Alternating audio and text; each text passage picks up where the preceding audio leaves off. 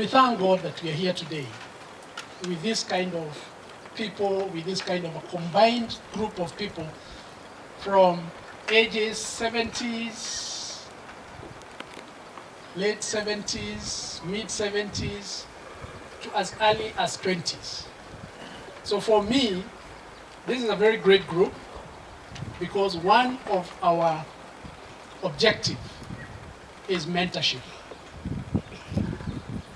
And I'm telling these young people, you are extremely lucky because if you take advantage of the people ahead of you in terms of mentorship, and mentorship here is not just career mentorship. We're talking about mentorship of even how you bring up your family. How do you bring up a stable family? We have these young old men here who you're hearing are being called grandfather by some of the old boys. They have been able to see generations of young people. They've brought up their families. So let's try and ask these questions and try to get mentored. But one of the big things that I want to talk about as far as this alumni is concerned is what we said when we were here last. We came up with 3 major objectives. We said this alumni will do 3 major things. One of them is that mentorship. The other thing that they will do is networking within ourselves.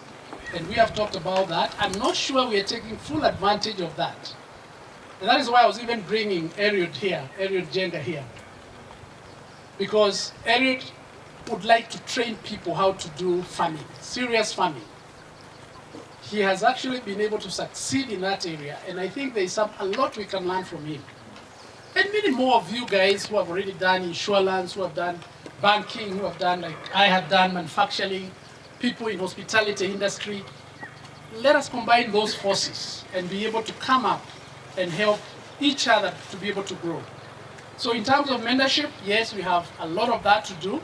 And we are saying mentorship, we have to do it from the young people in the Nyuki High School, the students there. We were not able to do that because when we started the alumni in 2016, 2017. We didn't do much in 2018 and 19, and then COVID, we're just planning, trying to put things together, trying to do the structure, putting the structure together, trying to understand where we are going, and then COVID hit in 2020 and 2021. So we were not able to do much between 2020 and 2021. Come 2022, we came back together, and here we are today, 2023. So maybe we need to understand, when we were here, what did we say we wanted to do? We said we wanted to do a lot of networking, that we have been doing. We also said we'll do a lot of mentorship, a bit of it, but we still are not there. We still need to do more of that. Then we said we'll support our school whenever called upon to be able to support them with a few things. We managed to buy them a generator as an alumni, and a few of us managed to do some tiling in classes, and we can do much more. But the biggest that we have been able to do, and we were able to do it in 2023, this year, is establishing an endowment trust fund for needy students who cannot afford school fees and who come to that school as brilliant students, but they're not able to see the entire lifespan of their secondary school because they cannot afford to pay the 4 years of secondary school. So most of them live between Form 2 and Form 3. So we came together as the executive, and we decided if there is nothing we will be remembered for having started this alumni, let us be remembered for one thing: having educated a child who could not have been able to actually accomplish his professional studies and make him a doctor, because maybe finally that's what that kid will be. Get him to be an engineer, because maybe that's what God had designed him to be. Make him the greatest teacher, the greatest professor in this country. But they were not able to get to that destiny because of school fees. So we said we are going to do that. And courageously, we started this endowment fund. I'm sure you have seen some of the clips that we've been sending the last 1 month. So we came together, called upon most of the alumni, and we had dinner at a hotel called Pan-African Hotel. And we were able to raise some good money. Our target was around 3 million. As we sit now, I think we're actually close to that 3 million. I haven't seen the statement, but I think most likely we're about there. Above 2 million for sure. We are above 2 million shillings. So what are we saying? This 2 million that we're able to raise when we had this dinner, we want to continue increasing it year on, year on. So we have come up with a strategy. And this strategy is four-pronged. We are saying, amongst ourselves here, and those who are not here, we want people to volunteer themselves and say, I will be giving this amount of money every year. Believe me not, that amount of money, whatever you give, will be going to a very noble cause, a very worthy cause. Whether it is 20,000 shillings every year, keep it aside. Let us help these children. A few of us have volunteered, and we have said we are going to be giving a certain amount of money. I know there are around 10 people who are here who have said, every year I'll give 100,000 shillings. So we want to encourage that. That is the first strategy, individual sponsorship of these students. The second strategy is every class. And that's why we started the marshal class with the marshals. If you are able to bring up your class, we were 120 students in a stream of 3 streams, A, B, and C, of 40 students every class. That's 120, isn't it? And we are saying we don't want to push people to give more than what they can give from their pockets. We know these are hard times, hard economic times, but just pushing yourself a little bit. If every class would sponsor a student, just one, and we have 50 classes. Right now we have got around 30 class marshals. By December, God willing, we'll get to 20. If you have 50 classes supporting one student, those are 50 students. When we ask the principal and his board chair is going to talk about it, to give us the number of students they are having who they are sure cannot be able to finish their Form 4. They give us an average of around 150, Chairman? 150 students? Around there. Yes. 150, 170 there. And we say, if the marshals, the cross marshals, just take one class, volunteering to take one student. A student per year is how much? 60,000? 60,000 shillings. If you divide 60,000 shillings by 20, how much is that? It's 3,000? It's 3,000 shillings. So in a class of 140, if you're able to marshal 20 of your classmates, and they give 3,000 a year, you'll have educated a child. It's that simple. You'll have educated one child. If you're able to marshal more people into your class and have maybe like 60 instead of 30, you'll have educated 2 children with your 3,000 bob per year. If you divide 3,000 shillings by 12, how much is that per month? And look at the outcome, what that translates into. It translates into a doctor, translates into a teacher, translates into an engineer. Even if that child, when he finishes, he will not come and support you.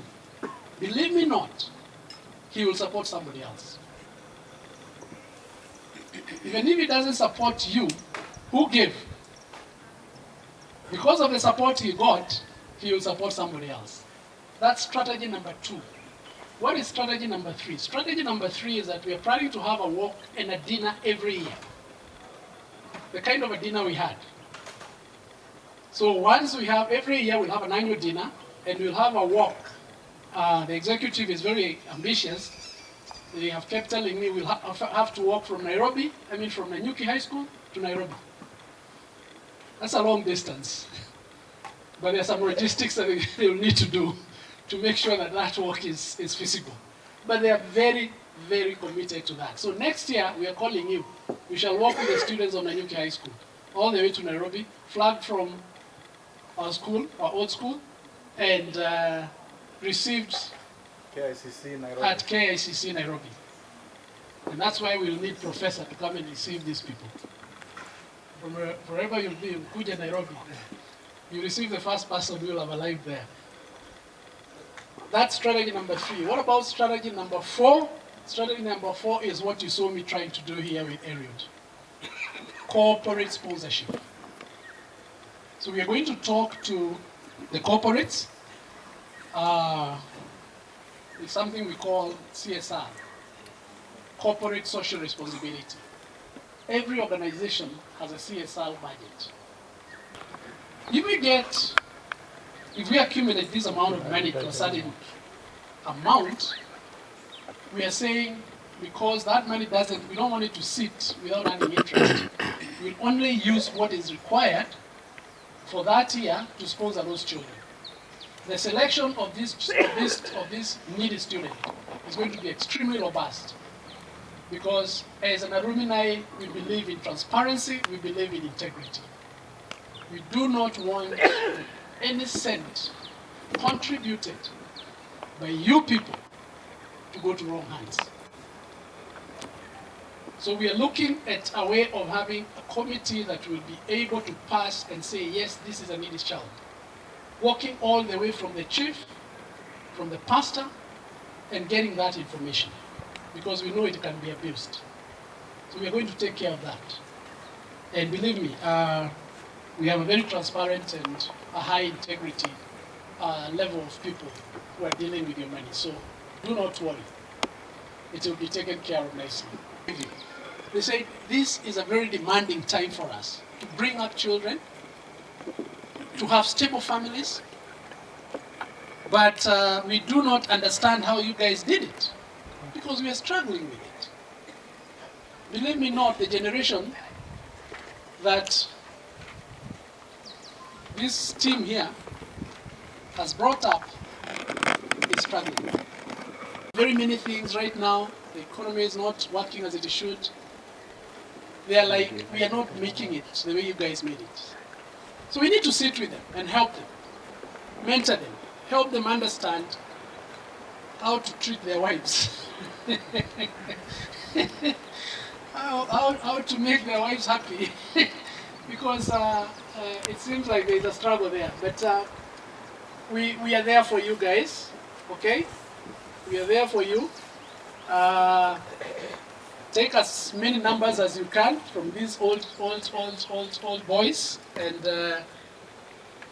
if we could have one person taking one of the young people and walk with them, I think it would be a good idea. What I mean is, just one person connecting with a person who is a decade older than them, and when he has those challenges, he has somebody to call. Yeah?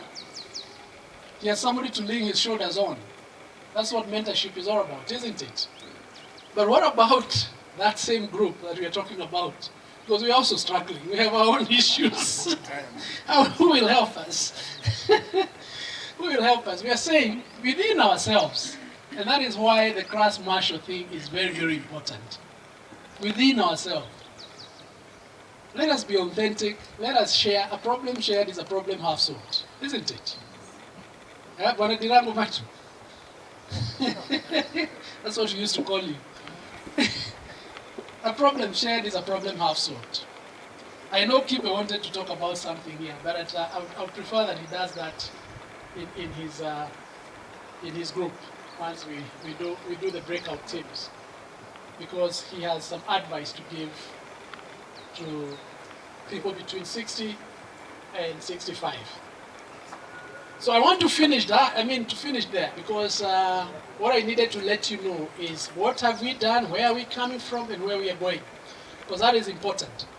If you're in an organization where you do not know where you're going, what is the vision, what are the objectives, strategic objectives that you have the next 5 years, the next 10 years, then you'll be walking like a blind man, isn't it? Now we know. that our core are three things. Mentor each other, old and young. Support the needy students. Okay? And I've given you the strategy how to do it. It's possible. It's not difficult. We shall do it. We have already started practically. We are actually flagging off our first needy students in January, having achieved maybe around like 20 of them. So when we open school in January, we are flagging the first 20 students. Come next year, the number will go up. Come next year. So in the next 5 years, or probably 3 years, God willing, there will be no needy student who will be suspended or expelled because of school fees at Nanyuki High School. Because of you. It will be because of you. Not a single one will not finish his academic dream and achieve his academic dream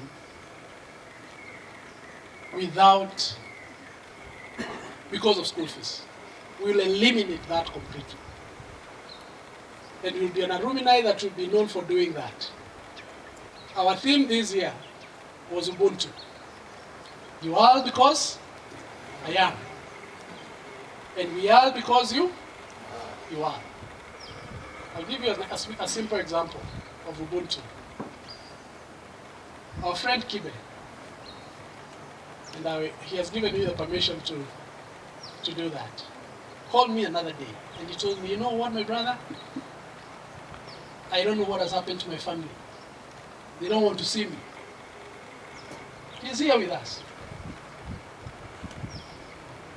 Men don't talk about their problems. Kibe is a senior agricultural officer. He was actually the director of agriculture in Yandaro after doing a degree and a master's degree in agriculture. Bought some land in Olkarau, developed a home, brought up his children. I don't know what happened. He's going to tell us today. But he called me and told me a very sad story. That you know what? I'm thinking of leaving my home. I told him, at 60, my brother, leaving your home at 60. Going where? You've just retired. And he says, no, I'm going home. Where? Which is your home? He told me in Kikuyu that we can call my door. I mean, I couldn't see that happening. I mean, how? You build a home. You've struggled bringing children up. And then, what do you mean? He actually told me, you know what, my brother, I'm actually going back to Gilgil. You leave your home in Okalau, how do you go to Gilgil and live such a nice home that you've done? He told me, you know what, I feel like I'll lose my life. In short, what happened, and this was unfortunate, and my brother allowed me to do this. Sometimes I feel like I shouldn't do this in public, but you're such a courageous man. One of his sons got into alcoholism. And Kibe, because of his expertise in agriculture, also does dog breeding, together with our brother Mutito. These two guys, they do dog breeding. So in 2019, Mutito gave me a dog called Russian Mountain Dog as a present.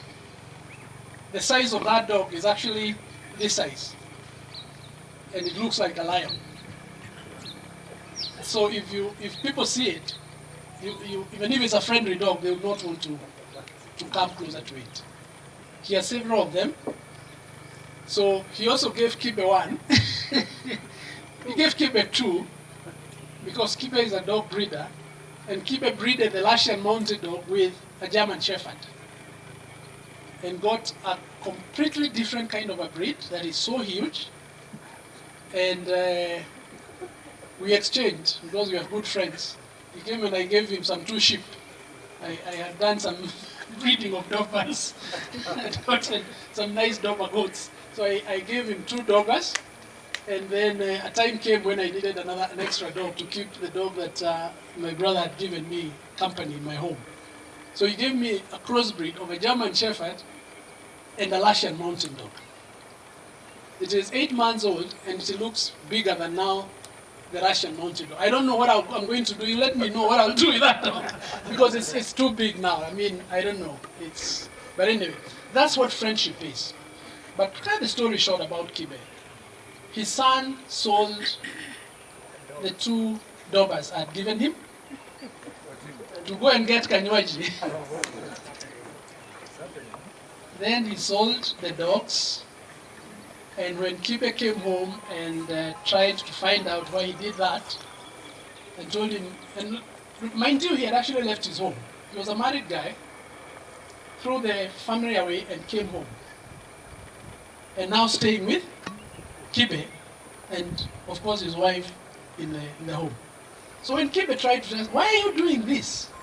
I've educated you, but now the things that are supposed to help me at retirement, those are the things you're selling.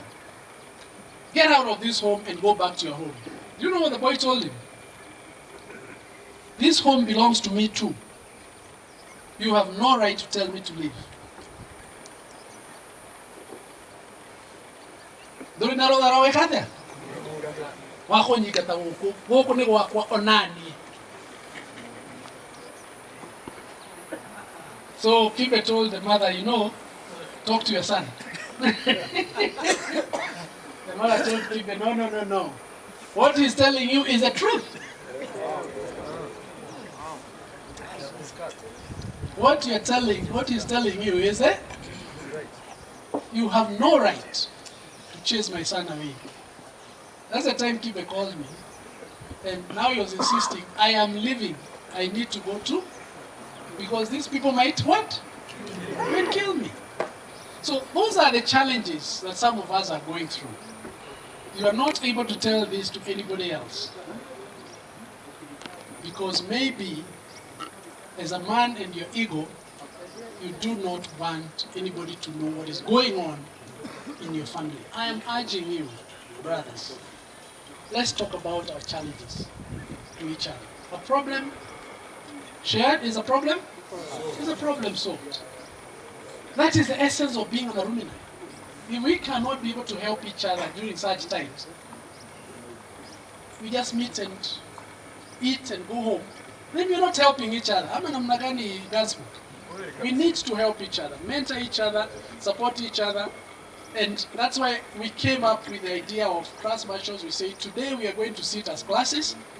We're going to share our challenges, because most people same age go through the same things. And even with these young people, whatever you're going through, share among your groups, talk about it, exchange ideas, and let us see how we can support each other.